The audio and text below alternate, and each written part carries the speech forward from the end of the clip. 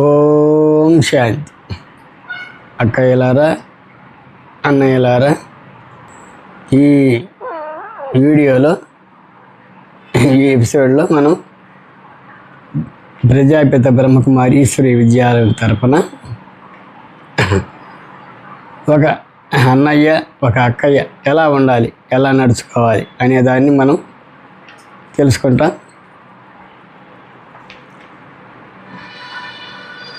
ముందుగా యోగి భవ జ్ఞాని భవ కార్యక్రమానికి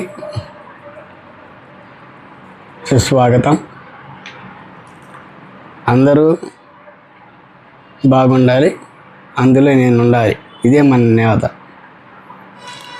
ముఖ్యంగా ఒక అన్నయ్య కానీ ఒక అక్కయ్య కానీ ఎవరికైనా కొన్ని పద్ధతులు నియమాలు ఉంటాయి. అందులో ఈ ఓం శాంతి సంస్థలో ఎక్కువగా విలువలు అనేవి పాటించాలి. ఆ విలువలు ఏంటంటే ఇప్పుడు మనం తెలుసుకున్నాం. ప్రతి కార్యక్రమంలో, ప్రతి వ్యవస్థలో, దైనందిన జీవితంలో ఏ విధంగా ఉండాలంటే కడిగిన గోళీలు ఎలా ఉంటాయి, ముత్యాలలాగా మెరుస్తూ ఉంటాయి. కడిగిన గోళీలు సబ్బు పెట్టి ఎలా మనం శుభ్రం చేస్తాము అంత కరుగ్గా ఉంటాయి. ఆ విధంగా కడిగిన ముత్యాలలాగా ఉండాలి. ఓం శాంతి అన్నయ్యలు కానీ అక్కయ్యలు కానీ ఎలా ఉంటారంటే కడిగిన ముత్యాలు, వాళ్ళు రత్నాలు.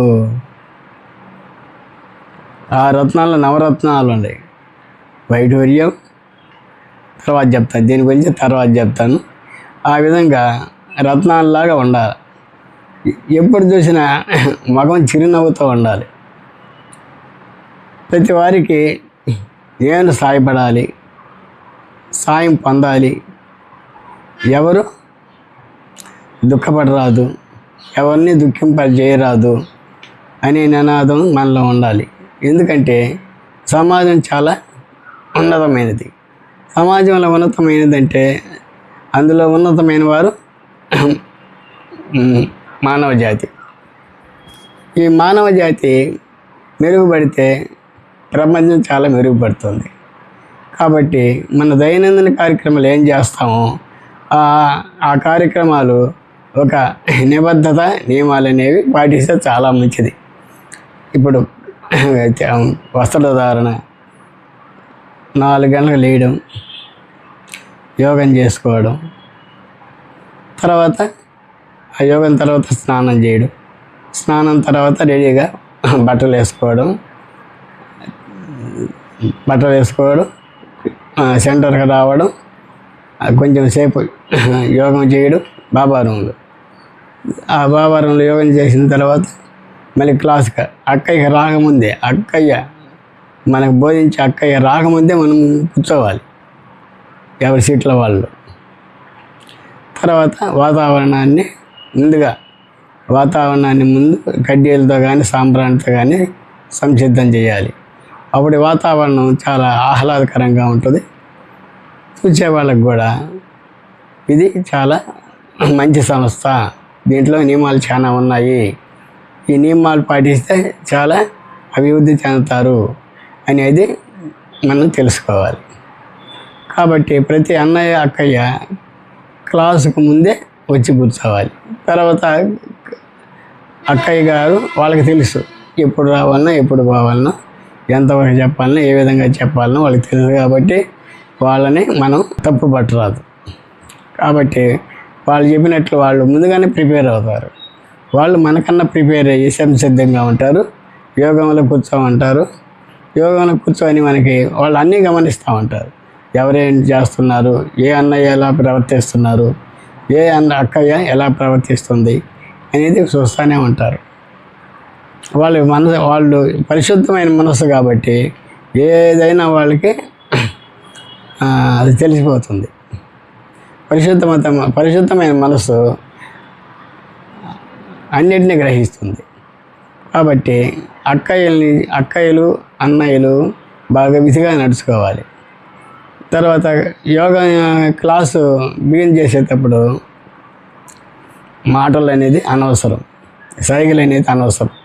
ఎలా దేవతలు ఎలా కూర్చుంటారు అలా మన దేవతలు అనేది మీరు ఆశ్చర్యపోతారు.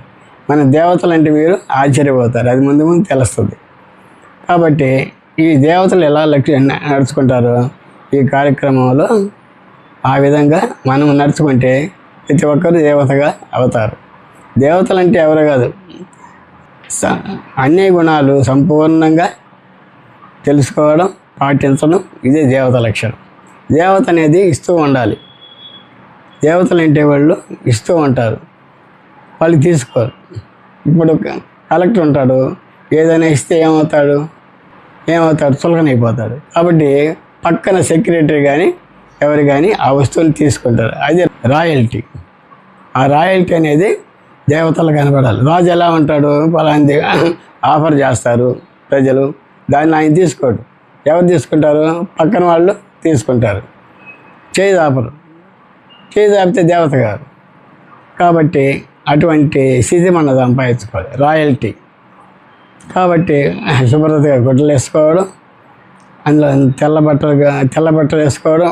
బాబా చెప్పాడు, గుడ్డలు వేసుకోవడం అనేది మామూలు విషయమే, అయితే ముఖ్యంగా తెల్ల బట్టలు వేసుకోవడం పరిశుభ్రతకి, శాంతికి గుర్తు. ఇప్పుడు తెల్లటి పావురు ఎగిరేస్తాం. ఎందుకు ఎగిరేస్తాము? అందరూ శాంతిగా ఉండాలి, అందరూ సుఖంగా ఉండాలి అనేది మనం తెలుసుకోవాలి. కాబట్టి వచ్చినప్పుడు మనం అందరితో చిన్న విషయం ఇచ్చి మన ఎవరి సీట్లో వాళ్ళు కూర్చొని మురళి వినాలి. అక్క వేసే ప్రశ్నలకి బాగా ఏదో సమాధానం చెప్పాను కాదు, సూటిగా సమాధానం చెప్పాలి.